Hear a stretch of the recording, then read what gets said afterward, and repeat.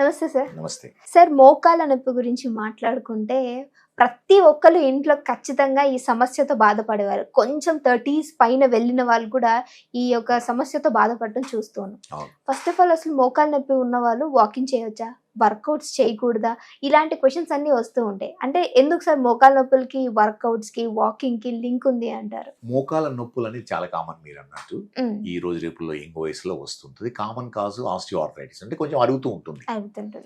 కానీ ఎవరికైతే అరిగిందో ఎక్సర్సైజ్ మానేసి ఇంట్లో కూర్చోవడం అనేది మంచిది కాదు. నా దగ్గరికి పేషెంట్స్ వస్తూ ఉంటారు, సార్ డాక్టర్ దగ్గరికి వెళ్ళాము మోకాళ్ళ నొప్పులతో, ఎక్స్రే తీసుకున్నారు, కొంచెం అరిగింది, ఇంకా వాకింగ్ చేయకండి చెప్పారు సార్, అందుకే నేను ఇంట్లో కూర్చుంటున్నాను, అయినా మోకాళ్ళ నొప్పులు ఎక్కువ అవుతున్నాయి అంటారు. సో అది కరెక్టే, ఎక్కువ కావడం. మోకాళ్ళ నొప్పులకు వాకింగ్ కు చాలా ఇంపార్టెంట్. అంటే మోకాళ్ళ నొప్పులు ఉన్న వాళ్ళు కంపల్సరీ వాకింగ్ చేయాలి. ఎందుకంటే ఈ న్యూట్రిషన్, ఇంతకుముందు మనం మాట్లాడుకున్నప్పుడు, న్యూట్రిషన్ అనేది మన మూమెంట్ వల్లనే మోకాలు గుజ్జు పెరుగుతుంటుంది. సో నడవడం వల్ల ఈ ప్రెషర్ వేరియేషన్ వల్ల ఏమవుతుందంటే న్యూట్రిషన్ హెల్దీగా ఉంటుంది. నార్మల్ వాళ్ళే నడవాలి. మోకాళ్ళ నొప్పులు వచ్చిన వాళ్ళు కొంచెం జాగ్రత్త, అంటే ఇంకా ఎక్కువ నడవవలసి ఉంటుంది కొంతవరకు. ఎలా అంటే నార్మల్ వాకింగ్ ఎలా అడ్వైజ్ చేస్తామంటే 40 minutes walking everyday 5 days in a week. ఎవరికైతే మోకాళ్ళ నొప్పులున్నో ప్లేన్ గ్రౌండ్లో వాక్ చేయడం మంచిది. మోకాళ్ళ నొప్పులు ఉన్న వాళ్ళు ఏ జాగ్రత్తలు తీసుకోవాలంటే కంఫర్టబుల్ షూ వేసుకోవాలి, హార్డ్ సర్ఫేస్ మీద అవాయిడ్ చేయడం, గడ్డి మీద కానీ ఇసుక మీద నడవడం ఇంపార్టెంట్. ఎత్తు పల్లాలు ఉన్న దగ్గర తక్కువ నడవడం, మెట్లు ఎక్కడ దిగడం కొంచెం తగ్గించాలి, కింద కూర్చొని లేవడం కొంచెం ఎక్కువసార్లు చేయకూడదు. ఈ జాగ్రత్తలు తీసుకోవాల్సి ఉంటుంది మోకాళ్ళ నొప్పుల వాళ్ళు. కానీ వాకింగ్ అనేది చాలా ఇంపార్టెంట్. అండ్ ఎటువంటి ఎక్సర్సైజ్ చేయకూడదు అన్నారు కదా. మోకాళ్ళ నొప్పులు ఉన్న వాళ్ళు ఇంపాక్ట్ యాక్టివిటీస్ అంటాం. అంటే సడన్గా కింద పడడము, హెవీ ఫిజికల్ స్పోర్ట్ చేయడము, రన్నింగ్ జంపింగ్ ఎక్కువ చేయడం అనేది తగ్గించాలి. ఎందుకంటే దానివల్ల నొప్పి ఎక్కువ అవుతుంది, ప్రాబబ్లీ కొంచెము ఆర్థరైటిస్ పెరగడానికి ఉంటుంది. కానీ రొటీన్ ఫిజికల్ యాక్టివిటీ, మోకాళ్ళ నొప్పులు స్పెషల్లీ క్రాస్ ట్రైనర్ అంటాం, అది చాలా యూస్ఫుల్ ఉంటుంది. స్విమ్మింగ్ అనేది చాలా ఇంపార్టెంట్. స్విమ్మింగ్ వల్ల ఏమవుతుందంటే మన బాడీ వెయిట్ తక్కువ ఉంటుంది, నొప్పులు తక్కువ ఉంటాయి, ఎఫెక్ట్ ఎక్కువ ఉంటుంది.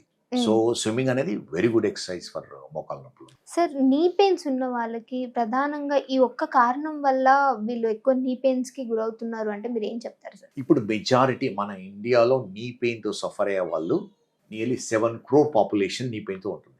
అంటే మనం equivalent AP Telangana state equivalent generation population.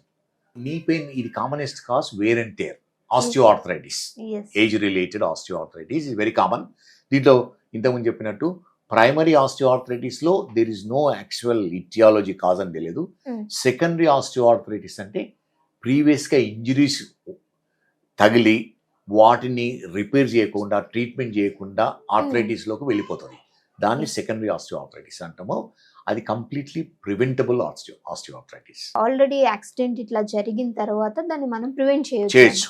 Ligaments cartilage damage అయిన దాన్ని రిపేర్ చేస్తే మనము ఆర్థరైటిస్ స్టేజ్ వెళ్ళకుండా ప్రివెంట్ చేయొచ్చు. సార్, మీరు డైట్ ప్లాన్ గురించి చాలా చక్కగా వివరిస్తారు. సో ఆల్రెడీ మేము అందరం విన్నాం కూడా. ఈ రోజు మోకాళ్ళ నొప్పులకు సంబంధించి, నీ పెయిన్స్ కి సంబంధించి ఏ విధమైన ఆహారం తీసుకోవాలి, అలానే ఏదైనా అవాయిడ్ చేసే ఫుడ్స్ ఉంటాయా? మోకాళ్ళ నొప్పులకు ఎలా అంటే మనము ఈ రోజు రేపులో ఇన్ఫ్లమేషన్ కొంచెం ఉంటుంది.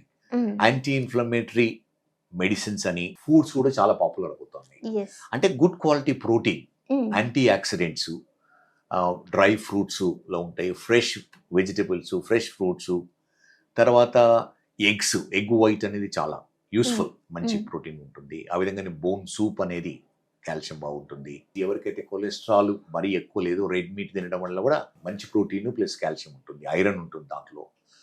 సీ ఫుడ్స్, ఫిష్ కానీ ప్రాన్స్ కానీ తినడం వల్ల అంటే కాల్షియం, ఎనఫ్ కాల్షియం దొరుకుతుంది. వెజిటేరియన్ కి సంబంధించి చాలా వరకు కూడా అంటే అందరూ మీట్ తీసుకోమంటారు, ఎగ్ తీసుకోమంటారు, మాకు సంబంధించి ఏమి లేవా అనే క్వశ్చన్ కూడా వస్తుంది. సో వాళ్ళకి సంబంధించి ఏ ఫుడ్ కరెక్ట్ అంటారు? వాటికి ఈక్వలెంట్ ఏంటి అంటే మనం పప్పులు, శనగపప్పు, కందిపప్పు, ఎనీ పప్పు ఈజ్ గుడ్ ప్రోటీన్. అండ్ మంచి క్వాలిటీ ఆఫ్ ప్రోటీన్ వేరుశెనగకాయలు, పీనట్స్ లో ఉంటుంది. వేరుశెనగకాయలు మరి ఎక్కువ కాకుండా లిమిటెడ్ గా ఒక 20 nuts తిన్నారనుకోండి ఎవ్రీడే, తీసుకోమంటే అదే పనంగా ఒకటే రోజు తీసుకోవడం కరెక్ట్ కాదు అంటారు. పల్లీలు ఏం చేస్తారంటే ఫ్రై చేసుకొని దాంట్లో మసాలాలు వేసుకొని తినడానికంటే ఎస్ సింపుల్ గా బాయిల్ చేసుకోవడము తినడం వల్ల ఏంటంటే దాని న్యూట్రియంట్ క్వాలిటీ బాగుంటుంది. సో ఒక పీనట్ లోనే ఉంటుందా సార్, ఇంకేమైనా వెజిటేబుల్స్ లో కూడా మనం వెజిటేబుల్స్ అంటే ఈ బీన్స్ లో ఉంటుంది, బీన్స్ పప్పులు చెప్పాను కదా, పప్పులో బీన్స్, తర్వాత మెజారిటీ ఆఫ్ వెజిటేబుల్స్ ఏవైతే సీడ్స్ ఉంటావో వాటిలన్నిటిలో ప్రోటీన్స్ ఉంటాయి. సార్ ఏజ్డ్ వాళ్ళు కాకుండా కొంచెం 30, 35, 40 అన్నప్పుడు కూడా వాళ్ళని కూడా యంగర్ గానే చూస్తాం. బట్ వీళ్ళలో కూడా ఈ సమస్య ఇప్పుడు తలెత్తుతుంది అని అంటే ఎక్కడ మిస్టేక్స్ అనేవి జరుగుతున్నాయి అంటారు సార్? జనరల్లీ యంగ్ పీపుల్ లో ఆర్థరైటిస్ ప్రాబ్లం ఉందంటే వాళ్ళ ఇంజురీస్, సెకండరీ ఆస్టియో ఆర్థరైటిస్ అంటాం. అది చిన్నప్పుడు స్కూల్ వెళ్ళినప్పుడు కాలేజ్ వెళ్ళినప్పుడు ఏంటంటే ఇంజురీస్ అయింటాయి, వాటిని నెగ్లెక్ట్ చేసి ఉంటారు. అంటే అవి అప్పుడు తర్వాత చిన్నప్పుడు తగిలినవి పెద్ద అయినాక బయటపడతాయి. అంటే ఆర్థరైటిస్ ఇమీడియట్ గా రాదు, 10 years తర్వాత వస్తుంది. ఈ రోజు ఇంజరీ అయ్యి లిగమెంట్ కార్టిలేజ్ డ్యామేజ్ అయిందనుకో 10-20 years తర్వాత అది బయటపడుతుంది. నొప్పి తెలియదు అంటారా సార్? ఈ గ్యాప్ ఒకసారి అంటే నొప్పి కొంచెం ఉంటుంది, మరీ సివియర్ ఉండదు. ఆర్థరైటిస్ స్టేజ్ కి వచ్చిన తర్వాత నొప్పి ఉంటుంది. అందుకనే వీటిని అంటే లిగమెంట్ ఏసిఎల్ డ్యామేజ్ ఉంది, వారికి నొప్పి ఉండదు, ఓన్లీ ఇన్స్టెబిలిటీ అంటే జాయింట్ ఎక్కువ మూవ్ అవుతుంది. తర్వాత ఒక్క part of the cartilage damage అయితే నొప్పి ఉండదు, అది ఆర్థరైటిస్ స్టేజ్ వచ్చేంత వరకు నొప్పి ఉండదు. సో ఎవరికైతే ఇంజురీస్ అయ్యి అప్పుడప్పుడు నొప్పి వస్తూ అప్పుడప్పుడు స్వెల్లింగ్ రావడం, తర్వాత గివింగ్ వే అంటాం, అంటే నడుస్తూ కింద పడినప్పుడు పడినట్టు అనిపిస్తుంటుంది, వాళ్ళు ఏం చేయాలంటే ఎంఆర్ఐ స్కాన్ తీసుకొని డాక్టర్ దగ్గరికి వెళ్ళాలి. అప్పుడు మనకు తెలుస్తుంది దాంట్లో కార్టిలేజ్ డ్యామేజ్ ఉందా, జాయింట్ డ్యామేజ్ ఉందా, లిగమెంట్ డ్యామేజ్ ఉందా. అది ఎర్లీ స్టేజెస్లో మనం రిపేర్ చేయగలిగితే ఈ ఆర్థరైటిస్ అనేది ప్రివెంట్ చేయడానికి వీలవుతుంది. సో మన కార్టిలేజ్ అనేది ఒకవేళ డ్యామేజ్ అయ్యిందంటే మళ్ళీ దాన్ని రిపేర్ చేయడం కష్టం అంటారా సార్? కార్టిలేజ్లో 2 types ఉంటాయి. మెనిస్కస్ కార్టిలేజ్ అంటే స్ప్రింగ్ ఉంటుంది, అది కంప్లీట్ రిపేర్ చేయొచ్చు.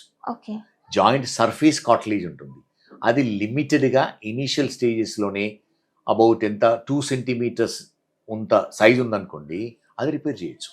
వేరే ప్లేస్ నుంచి అంటే ఎక్కడైతే స్పేర్ కార్టిలేజ్ ఉంటుందో నీ జాయింట్లో అది తీసుకొచ్చి పెట్టచ్చు, లేకపోతే మనము కార్టిలేజ్ సెల్స్ గ్రో చేసి దాన్ని మళ్ళీ ఇంప్లాంట్ చేయడానికి వీలవుతుంది. ఓకే సార్, చాలా చక్కటి ఇన్ఫర్మేషన్ అందించారు. నమస్తే. నమస్తే.